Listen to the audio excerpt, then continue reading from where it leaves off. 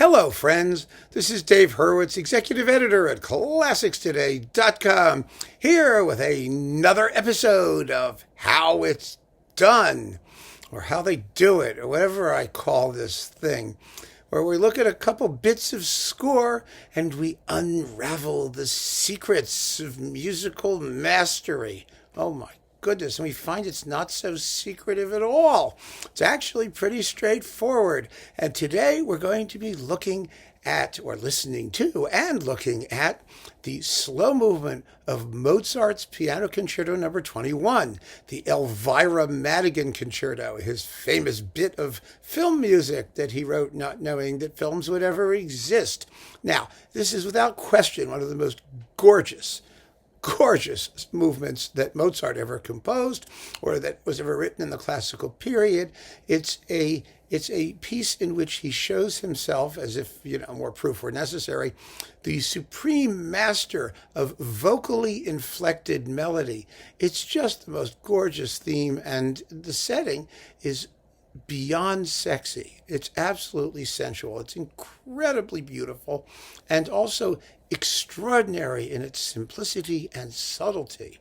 So I want to play you a bit of it first. I'm going to play you the passage that we'll be discussing, and then we'll take it apart a little bit and discuss the actual orchestration and how Mozart achieves that unbelievably lyrical, flowing, sensual serenity. Oh, all the S words and well, now we'll just get to more S words later. The performance is with Rudolf Buchbinder and the Wiener Symphoniker. He's playing and conducting on Profil. So without further ado, let us listen to the passage in question.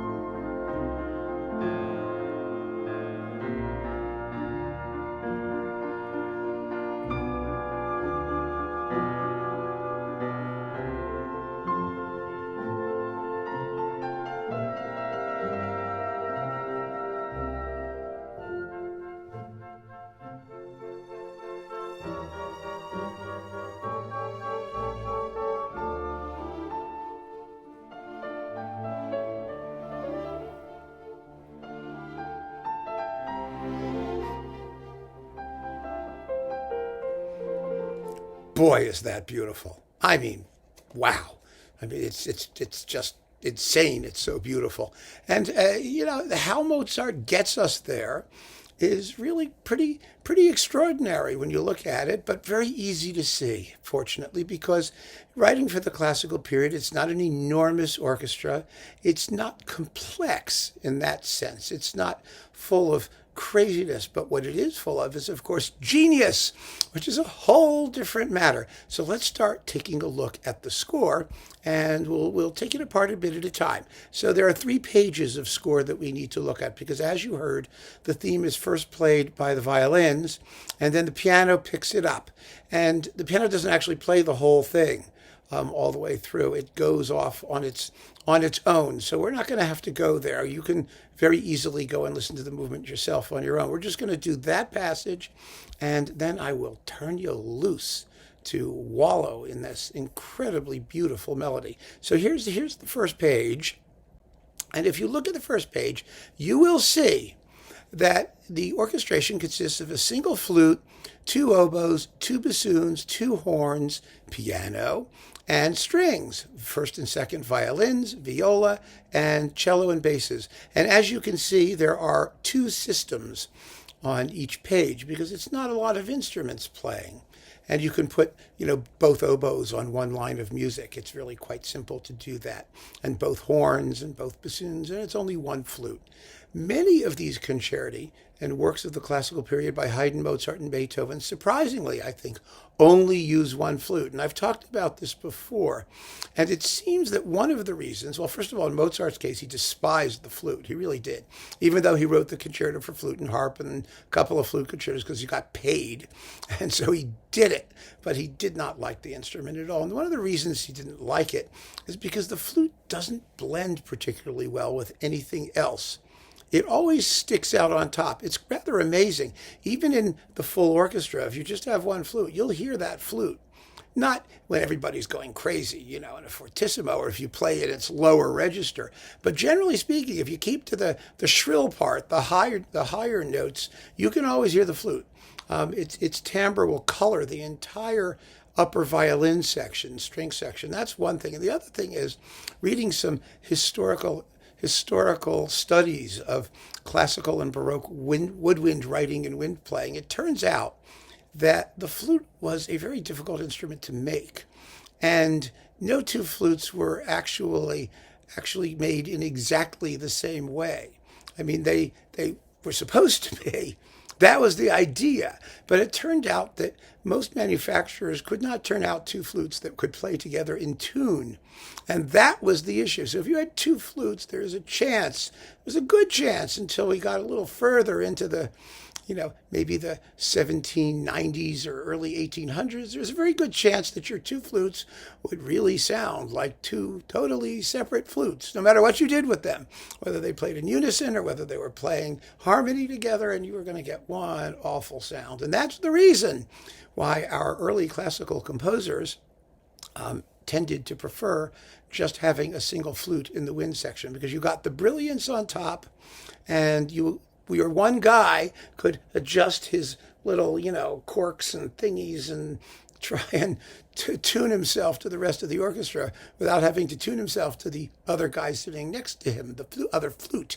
In those days, it was probably a man doing this stuff. Anyway, so as you can see, all the violins are muted. That's what the word con sordino means. That means with mute. The violins are muted, and the violas are muted too. And they are playing, the accompaniment is in simple triplets. I mean, it's just chunk, chunk, chunk, chunk, chunk, chunk, chunk, chunk, chunk, chunk, chunk, chunk. So it's 1, 2, 3, 4, 2, 3, 3, 2, 3, 4, 2, 3. That's the accompaniment in repeated notes. It creates a wonderful throbbing. It throbs. Yes, it's a throbbing sound. Below that, the cellos and the basses are playing pizzicato, plucked, plunk, plunk, plunk, plunk, plunk, plunk, just like that. It's a wonderful, wonderful, delicate sound that adds a little percussive depth to each beat, on which there's a plonk. And then there's the tune in the first violins. It's absolutely beautiful. But what I want you to really pay attention to, and because we're going to run it again, and I'm going to run it again with the score, is the entry of the wind instruments, which, as you can see below on the bottom system, let's see if we count the number of measures. 1, 2, 3, 4, 5, 6 measures on top. Then you'll see the number 7. That means we're at measure 7 because publishers counted them for us so that you could rehearse. You could say, okay, guys, take it from measure 7. So you'll see measure 7, and in measure 8, the woodwinds come in. And what they come in with is just is an intake of breath. It's like that. That's the physical equivalent of what's happening. This tune is so beautiful. It's like when you see something gorgeous and it just takes your breath away and you just go, oh my. And that's what they're doing. It's really what they're doing. It's extraordinary. But with Mozart was such an amazing writer for woodwind instruments. And generally speaking, I have to say, I've said this a million times, but I have to say it again in this context. Great orchestration depends on woodwind instruments. Depends on how you handle the wind section, because each member sounds slightly different, and they are the Crayola crayons of the orchestra. They color the music in the most vivid and varied possible way. And with Mozart, every note of this small wind section, because remember, it's just a flute, 2 oboes, 2 bassoons, and 2 horns. That's all he's got. But you can make marvelous combinations with them depending on how many you use and the range and what they do. And you'll notice that the first entrance, these notes are marked SFP, which is a sforzando piano. SF means sforzando. Sforzando means force it, push it. So it's foom, and then quiet down. And at the same time, the melody takes a dramatic leap. See, it's forte, ba, bom, bom, bom, bom. That's what the melody does. That's called, in the music biz, octave displacement. What it means is that the tune is really ya, da, da, da, da, da. But instead, he goes ya, da, da, da, da, da, to take it down. And what does that do? What that does is it, first of all, draws your attention to it immediately. You go, ooh. But second of all, because the woodwinds have just gone to take your breath away, you've lowered your voice. You're singing along and something stunning happens and you just want to whisper. It's, look at that. Quick, don't make a sound. You understand? It's what gives this melody that unbelievable expressiveness, because the reactions that it's making, the dynamic shadings, are human dynamic shadings. They're made in response to things happening. And so we instinctively respond to that when we listen. So the melody is playing along there in the violins with its octave displacements, 2 of them, as you can see on that second line of music. If you're looking at just the first violin line, which is, 1, 2, 3, 4 up from the bottom, or violino 1, it says, it'll say there, right? Violino 1. So that's the first page of music. Now let's look at the second page. There's the second page. And as you can see, you've got the woodwinds now playing along with the violins in counterpoint. They're not playing exactly what the violins are doing. They're decorating the violin line, and they have their own independent parts. And then if you get to the end of that first system, where, it says 15, it's bar 15, if you're reading across, you see that the winds sort of take up their own little role from the violins. You have the flute and the 2 oboes and the bassoon, and they take over the melody and conclude it, and then the violins join them, and then comes the most wonderful thing. They finish the melody, and then comes the handoff. Yes, the handoff. The handoff is, how do we get it to the piano? It's like passing the baton in a relay. The woodwinds are going junk, junk, junk, junk, junk, junk, junk, junk, junk, junk, junk, junk. And then the piano starts doing it. Bum, bum, bum, bum, bum, bum, bum, bum, bum, bum, bum, bum.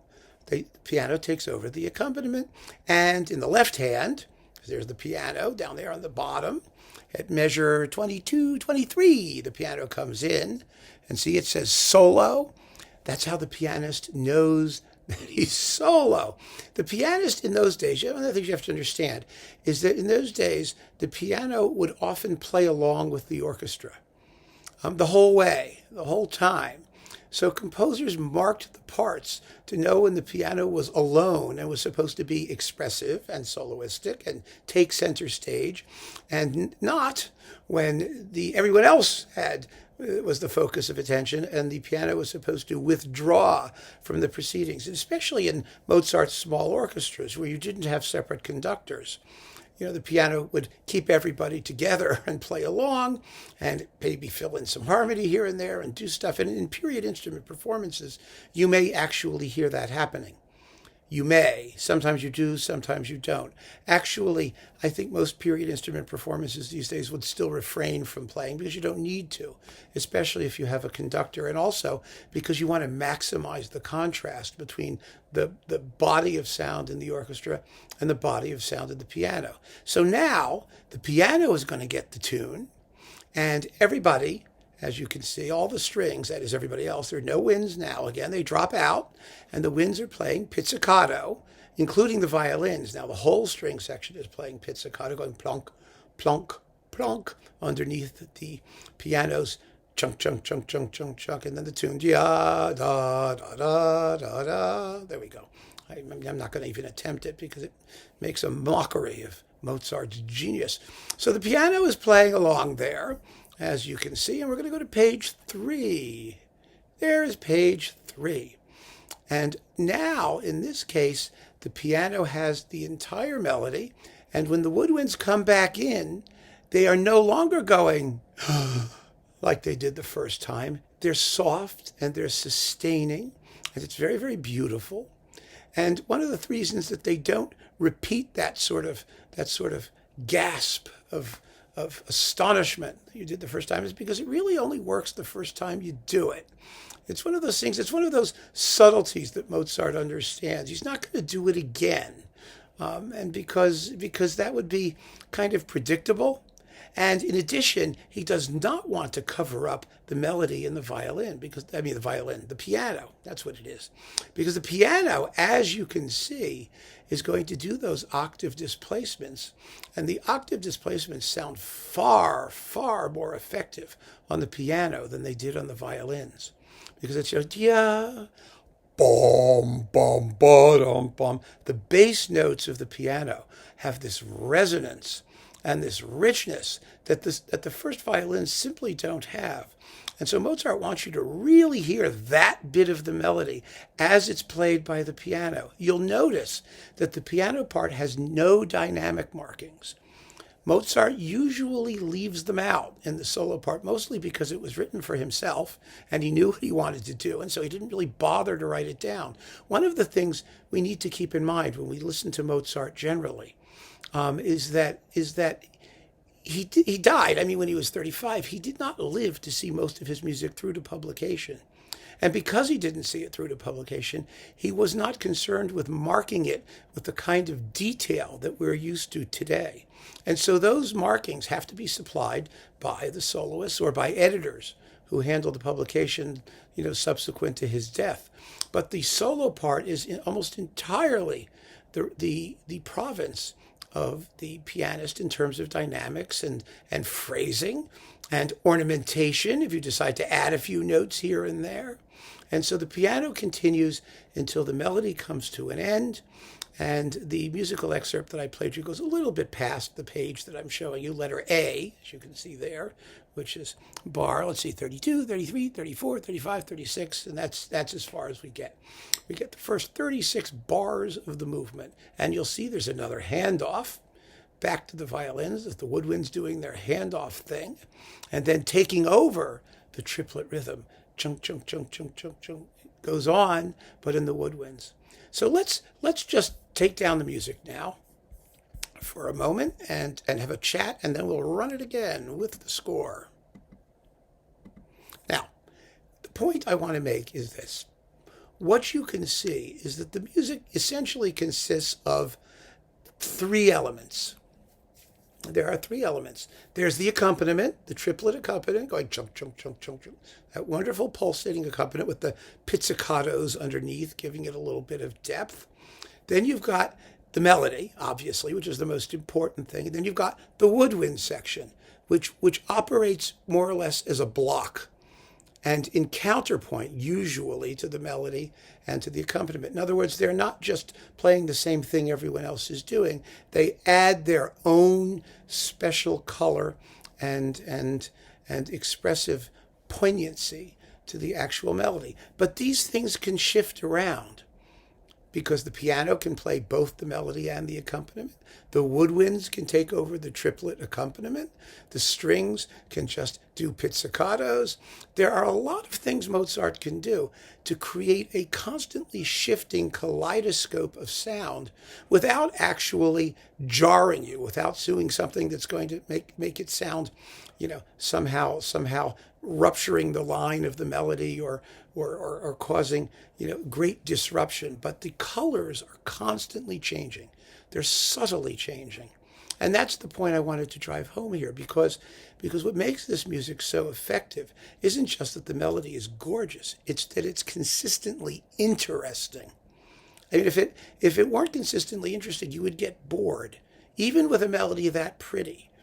Because you have to remember, you're dealing with a piano here, even in Mozart's day, where the forte piano had a more restricted range and less sustaining power and less volume. You don't want the music to be monochrome. You want it to have life. I mean, that's the thing about Mozart's melodies, his instrumental melodies particularly. Because you don't have an actual human being singing them and singing words, he finds ways to give the melody the kind of expressive immediacy as if there were a singer in front of you with words. And to do that, he relies on constantly shifting, subtly shifting colors. And it's just, my goodness, what do I need to tell you? It's just lovely. So now I'm simply going to play it for you again. And I'm going to put up the page of score that's going as the music is going. And we'll give it one more shot. And believe you me, I think you'll see it very differently. So you can follow it along and just try and keep in mind some of the points that I've raised. And you'll see how Mozart creates his magic. And really, it's quite simple when you get right down to it. It's based on what you might call hard musical facts. Color, accompaniment, melody, and how you can handle them in the most poetic possible way for maximum expressive effect. So once again, we have Rudolf Buchbinder on Profil with the Wiener Symphoniker in the slow movement of Mozart's Piano Concerto No. 21 with score. Here is how it's done.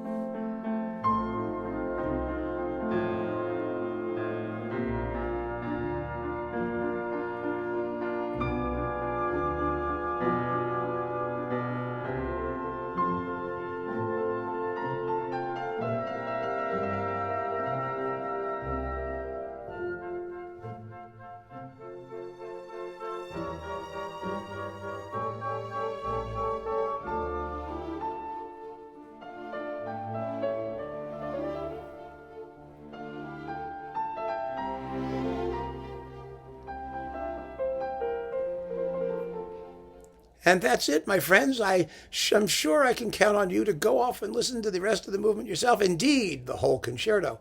It's a great concerto, this concerto. I mean, it's just wonderful. It's actually, one of the funny things about it is that it's actually a military concerto. In other words, it's a piece that has trumpets and drums, as in, for example, Beethoven's Emperor Concerto. And the outer movements are quite regal. Everybody knows this middle part, and from that we get the sense that Mozart is, elegant and suave, sophisticated and sensual, and he is all of those things. See some more S words. I told you we'd get to them.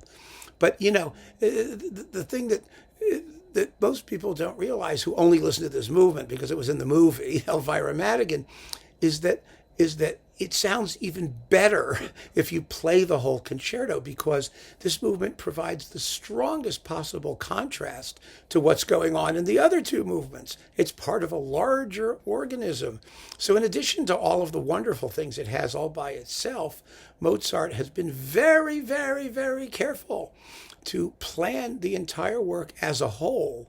And that's what makes it even more fabulous if you listen to the entire concerto and hear this music in its context.